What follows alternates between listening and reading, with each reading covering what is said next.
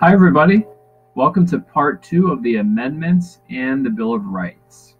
And in this lesson, we're going to be breaking down the first 10 amendments to the Constitution. We're going to look at each of the amendments, and we're going to see how these amendments guarantee your rights and your freedoms as a citizen. Now, the original Constitution, when it was first written, did a great job of explaining the rules that the government had to follow. But it didn't say anything about the rights or the freedoms of individual citizens. And this was a big criticism of the Constitution when people were trying to decide whether to vote for it. And so a promise was made that if the American people approved the Constitution, if they ratified it, then the first thing that the government would do is they would get to work on a list of rights and freedoms, which they would then add to the Constitution as a set of amendments. And this promise was fulfilled. So the Constitution was ratified in 1788, and by 1791, 10 amendments had been added to the Constitution, what we now call the Bill of Rights. Now, the language of the Bill of Rights is actually pretty short and pretty simple, but that actually means that we have a lot to talk about. Since the amendments don't spell out every little detail of your rights, they've had to be interpreted over time. We've had to figure out over time what these rights actually mean. And we're going to see that right away when we look at the First Amendment. And here we have the First Amendment.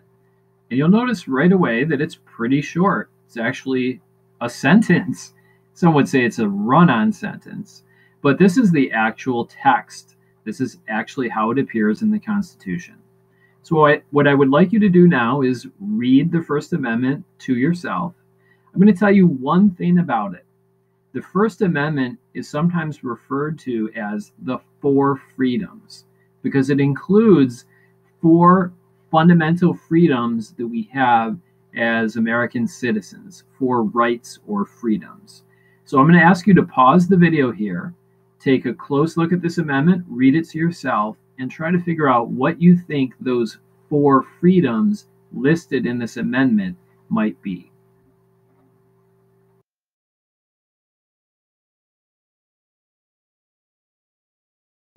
Did you get it? Those 4 freedoms included in the First Amendment are freedom of religion, freedom of speech, freedom of the press, and freedom of assembly. Let's take a closer look at that first freedom, freedom of religion, which is probably a pretty simple concept that most of us take for granted in America, that you have freedom of religion. No one can tell you what religion to follow. But we'll take a closer look at the wording here. The wording of the amendment says that Congress shall make no law respecting an establishment of religion or prohibiting the free exercise thereof. So this is really about Congress and whether the federal government can make a law about religion. And there's an important concept I want you to understand here because it goes way beyond just understanding the First Amendment. And that is that religious institutions are what we call private institutions in America. Churches, synagogues, and mosques are not run by the government. And that term public and private, what that means is if it's public, it's owned by the government. It's controlled by the government. And actually in America, there's a lot of things that are not controlled by the government. And those would be called private institutions. So here's some examples. A private institution in America would be Walmart. It's a private company. It's owned by people, by citizens, and they run the company to make money. And for the most part, the government does not really get involved. Walmart gets to decide its own prices, and it can determine its own rules for workers. The government does have a little bit of a say. There's something called a minimum wage. The governments require companies to pay their workers a minimum amount of money. But for the most part, Walmart does what Walmart wants to do because it's a private company. Another example would be hospitals. Now, some hospitals are public hospitals. They're run by the government, but other hospitals are private businesses, which they're in the business not just to help people, but actually to make money. And it just depends on which hospital you're talking about. Some are public, some are private. The Monroe County Water Authority. So the company, if you want to look at it as a company that makes sure that your water is safe and that brings that water to your house through all those underground pipes, that's a public, I guess you would call it's part of your public works. It's sort of like a public company. It's owned by the government. The government takes care of the water for you. Your electric company is a private company. It's a privately owned business, and you have to buy your electricity from the electric company because it's not provided to you by the government. So we have all these different institutions in America. Some are private, some are public. Religion, definitely private. It is something that the government does not get involved in. They stay out. And the concept here there's a name for this concept of the government staying out of religion and allowing people to make their own choices about religion. And that concept is called the separation of church and state. So churches are paid for by private people. The congregations of each church, or the people who go to each mosque or synagogue, they pay for that to happen. Those buildings are not owned by the government. The government is hands off. They don't help churches. They don't hurt churches. They simply stay out of it. And therefore, religion becomes a private thing where everybody gets to make their own individual choice. And here we go with one of the most important freedoms, one that a lot of people like to talk about, is their freedom of speech. And once again, the language is simple. The Constitution simply says that Congress shall make no law abridging the freedom of speech. Abridging is a term that appears several times in the Constitution, and it simply means to limit something or to take a right away. So Congress cannot take away your right to freedom of speech or of the press, which we'll get into in a minute. Well, what this means, of course, is that you have a right to express your opinion. But, and it's a big but, freedom of speech has a lot of limitations. The first thing to understand is that this amendment really only protects you from being arrested. So Congress cannot make a law that makes it illegal for you to say something. But that doesn't mean that your parents or your boss can't punish you for what you're saying.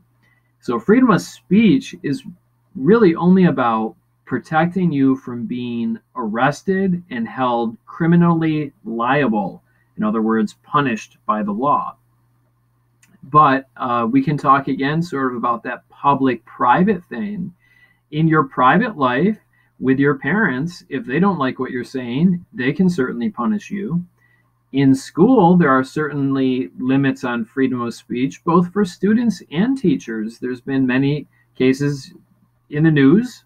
You can do a Google search where teachers have said things to their classes or published things on the internet and gotten into a lot of trouble, even gotten fired for it.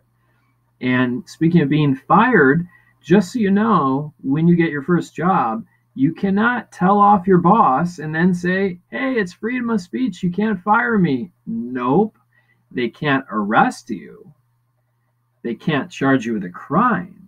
But if you tell your boss off, they have every right to fire you. So those are just some limitations on freedom of speech that you should know about. And there are others, of course, too, because you have to figure out where the line is going to be drawn. Are there certain things that if a person says, they're not protected by freedom of speech?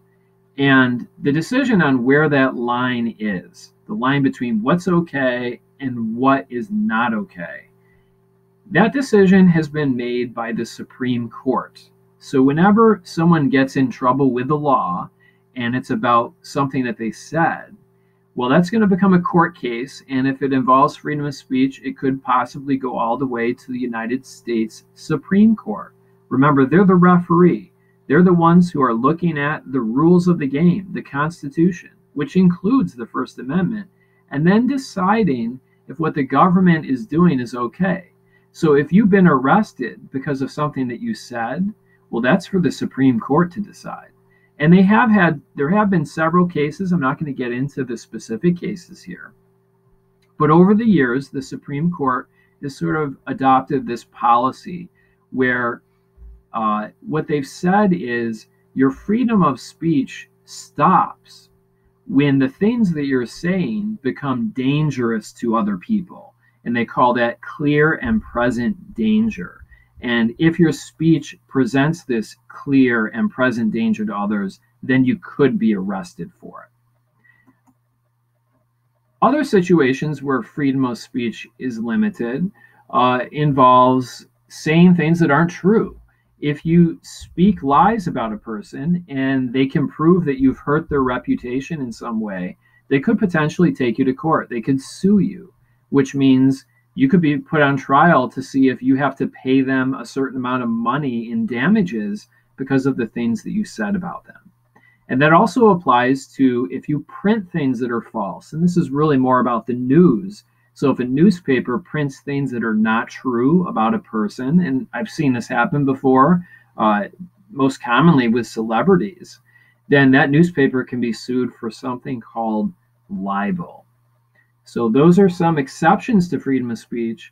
You can't think of freedom of speech as being absolute, because of course there are limitations on it. And we can continue here with freedom of the press, which is very similar to freedom of speech, but it applies to the news, the media. And the media refers to all those various sources of news where we get our news. It used to be just newspapers and television. Of course, today a lot of people are getting their news on the internet. All right, all of these forms of the news collectively together, they're called the media. And the media involves private organizations, private companies. Newspapers are not run by the government. Internet sites that report the news are not owned by the government. This is the people, the citizens of the country, reporting the facts. And the media has the right to print the news, especially when it comes to things like, what is the government doing? Is the government doing a good job? Because if you think about it, the only way that you could possibly have a democracy is if you have freedom of the press. Let's flip that around.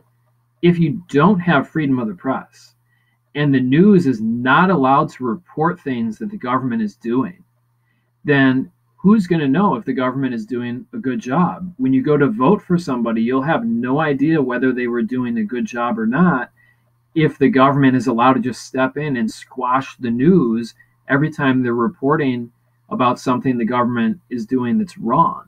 So in order to have the facts and the truth about what kind of job the government is doing, you have to have freedom of the press, an extremely important right, sort of connected to freedom of speech, sort of like a special case of freedom of speech that applies to the newspapers and the media. And the final of the four freedoms is freedom of assembly. Now, freedom of assembly refers to the right of people to come together. To assemble together means to come together, to gather together in groups, which could involve a lot of different things. For example, people like to gather together to form clubs or organizations because they share common interests. You could have a board game club, a diversity club. People like to get together and have festivals and outdoor events all the time. And of course, this is all allowed based on freedom of assembly. But freedom of assembly is really about protecting people who the government might otherwise think are causing trouble when they get together. So freedom of assembly is protecting people who are protesting, maybe protesting in a way that elected officials are uncomfortable with. But when you're protesting, you are expressing your freedom of speech. You're just doing it in a group with people. So freedom of assembly is especially important when it involves people who are criticizing the government or even specific politicians in the government. Because if you don't have freedom of assembly, similar to freedom of the press. If you get rid of freedom of assembly and the people don't have the right to express their discontent or their unhappiness with the job the government is doing, well, then you can't have democracy at all. So freedom of assembly, similar to freedom of the press, is something that allows us to have a democracy where we are able to be critical of the government and question the government about the job that it's doing. Okay, let's take a break.